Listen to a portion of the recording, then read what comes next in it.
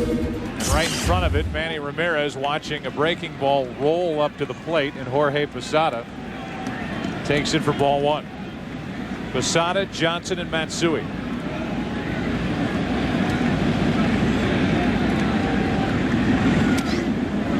Something other than the fastball, and we've seen a lot of that from Pedro Martinez early. Like a breaking ball. Brett, you made a comment between innings saying that Martinez has stayed away from his fastball tonight. He's pitching like something's bothering him.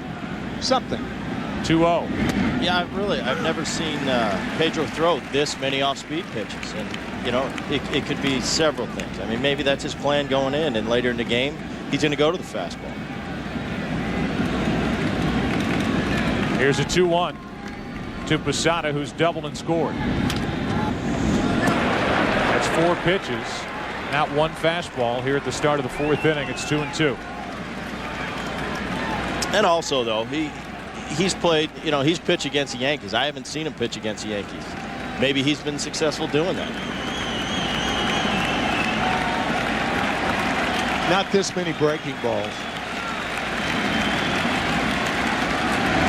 There's another one. That was a good one there, but Posada laid off of it.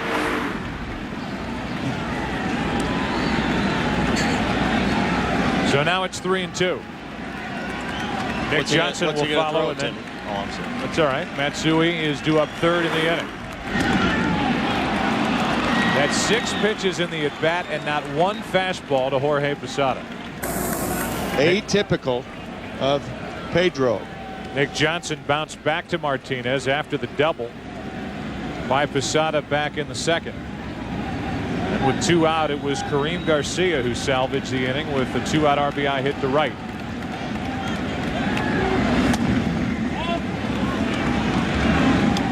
One ball, no strikes. 82 miles per hour on that pitch from Martinez.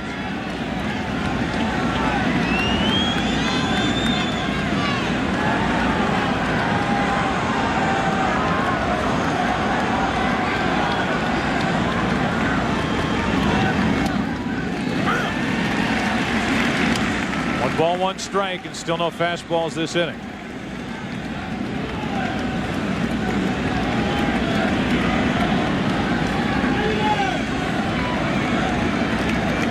The walk to Posada was the first walk of the afternoon for either pitcher.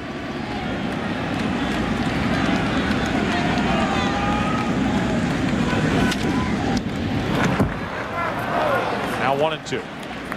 Joe, you and I had a conversation last summer, and I asked you if Pedro Martinez were to retire, this was the middle of last summer, would he be in the Hall of Fame? Just a rhetorical question.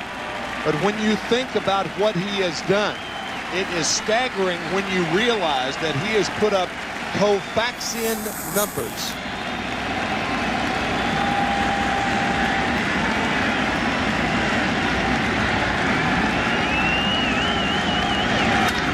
Opposite field, pretty well hit. Ramirez, it's over his head.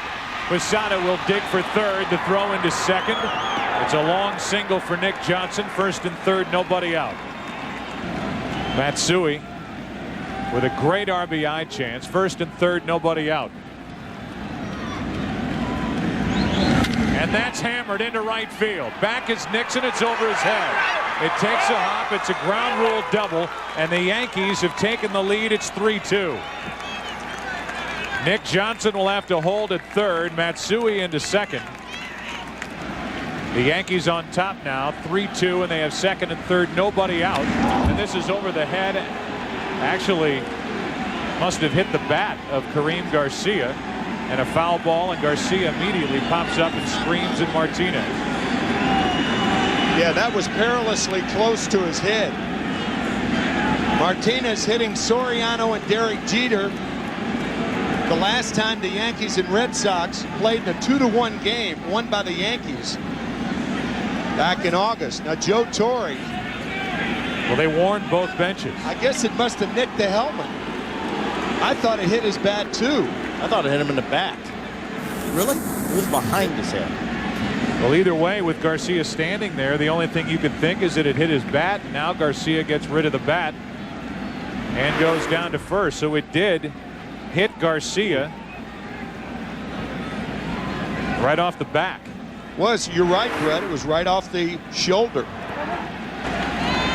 The pitchers had to hit. There wouldn't be as much of that. That's that safety zone with the designated hitter. You don't have to worry about it. Now Soriano with the bases loaded takes a fastball for a strike. Lead runner is Johnson. Matsui with the RBI double. Forced down to second when Garcia was hit by the pitch. Double play ball. They got them both. The run scores. It's 4-2. 6-4-3, and now Garcia gets up in the face of Todd Walker.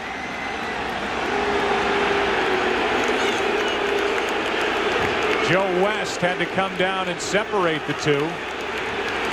And Garcia is furious. Yeah, because of the designated hitter, you go after the wrong guy. I mean, Todd Walker had nothing to do with you being hit.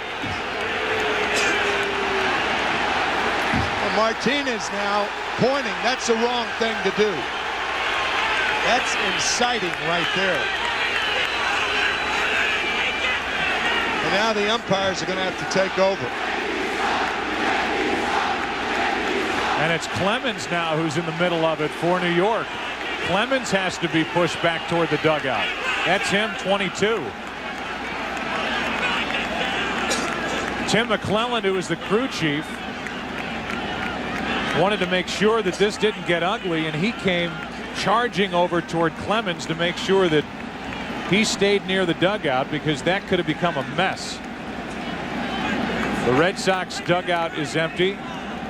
The Yankees was about half empty, and Joe Torre is pleading his case, saying, look, my guy got hit in the back. You came out, you warned both sides, and now Clemens is going to go back out there and pitch, and theoretically could have the inside part off the plate taken away from him, because anything that's deemed being thrown at a hitter, he could be ejected, and that's what Joe Torre's upset about. You've stripped Clemens of the ability to pitch hitters inside. And that is simply not right, because if Pedro Martinez could do it, Clemens could do it, or should be able to.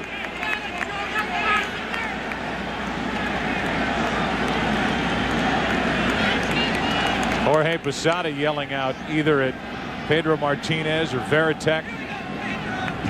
And the umpires at least got a hold of that last part of it. The Yankees are hot because both sides have been warned. Martinez got his shot in, and the Yankees feel like they're not going to be able to get theirs in. Oh, now look at that. Whoever he's pointing to, he's not saying to use your head. He's saying, I'll hit you in the head. I'll hit you in the head. I mean, come on. If that's not insightful, I don't know what is. Now it's Enrique Wilson with a runner at third, Matsui, and 2 out. 2 runs are home in the inning, and it's ball 1 down and in.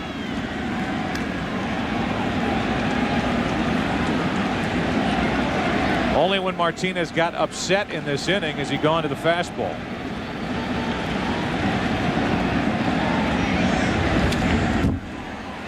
Enrique Wilson, a ball and a strike. Here's a takeout slide of Kareem Garcia going over the bag, and Walker had every right to question that. But Garcia taking it out on Walker. And again, that's what the DH does. You can't take it out on the pitcher, so do it with somebody else. Wilson pops it up.